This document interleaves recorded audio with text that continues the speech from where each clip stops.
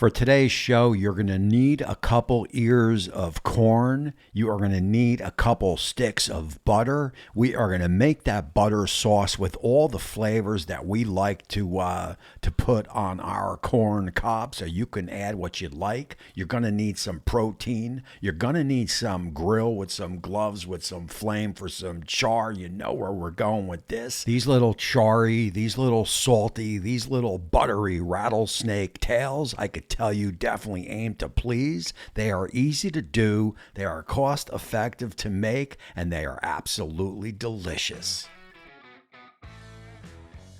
So I wanted to bring you something a little bit different, something fun to do, and also something very cost effective to do that your family is going to absolutely love. And it is going to be called a rattlesnake tail. And this one is pretty simple to do, and it is going to start with some corn. You are going to pick up about 3-4 ears of corn. You got to cut them in half, then you got to cut them long ways and then quarter them from there. If you feel it is a little bit tough to do or your knife's not up to par, you can certainly boil these for about 10 minutes or so. That'll allow you to get to the point up on the screen where you see that I am. And I got to tell you, as I am finishing this up, that myself and my wife both found that these were absolutely delicious, and I will definitely be making these again, as again they are cost effective and simple to do. But basically, when all said and done, you are going to look like little rattlesnake tails, as you see. And what I want to do here is let's take this to the next step, and that next step is going to be in our butter sauce. Look, what do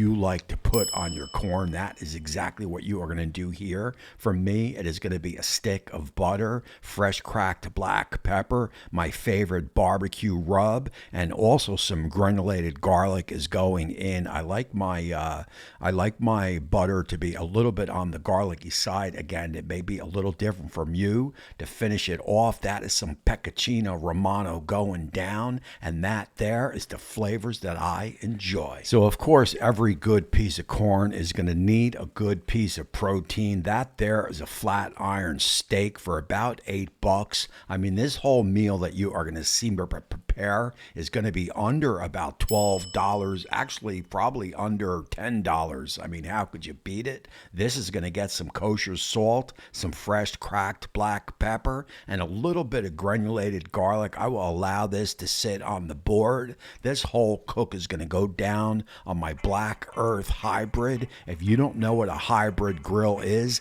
that is a grill that can do pellets and also a grill that could do propane. To me, the best of both worlds. Once I get the gas side of this pit turned on, I am going to fire it up and turn both dials up to high.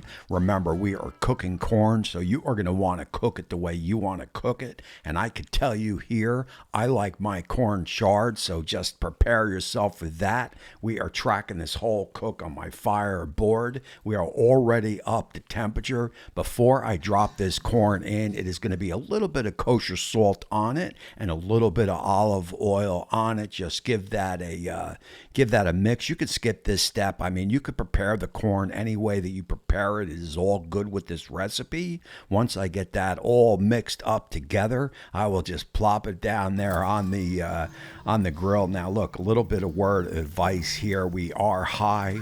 You're probably going to also be high. This corn is going to char up fast, so you are not going to want to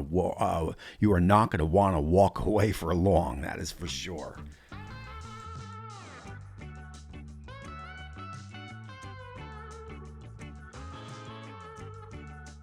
And as you could see, my corn is cooking up quite nicely, smoking quite nicely. We will get our butter mixture, get it outside. Of note here, it is about 95 degrees here in the Garden State, so that butter is going to stay nice and loose. After about 2-3 minutes or so, we are just going to check the corn. Again, you got to really watch it because it is going to char up awfully fast. Get things mixed up, get things turned over, and keep that pit in that high range. Close it up, wait about another minute or so, and start dousing it with some of that butter. And I could tell you that there is going to kick up some flames, as you will see.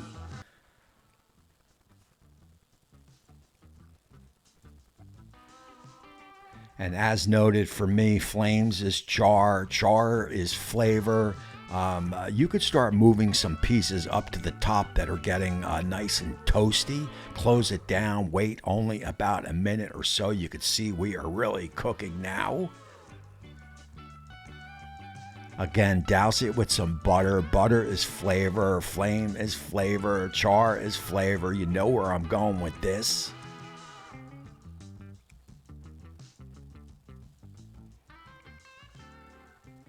Get everything flipped over and just watch everything careful. As you see me pulling them up on the top, they are definitely got some gorgeous color. Some are going to be more charred than other pieces. That way me and the wife could pick what we want. And of course, you know I am going for the ones with the most char. We are really cooking now. Just close it down, wait, 20, 30 seconds. That's all it's going to take. And just keep things moving, just keep things flipping, and you should be good to go.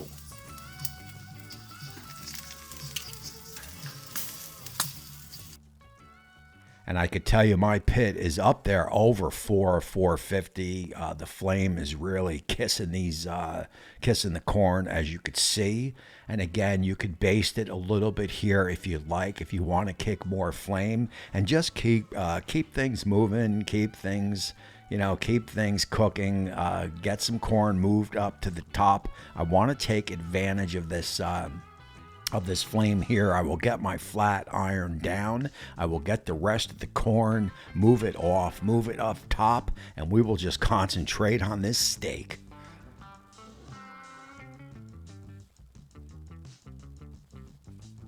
And I got to tell you, I absolutely love this pit. For me, again, it is the best of both worlds. It is pellet and it is propane gas.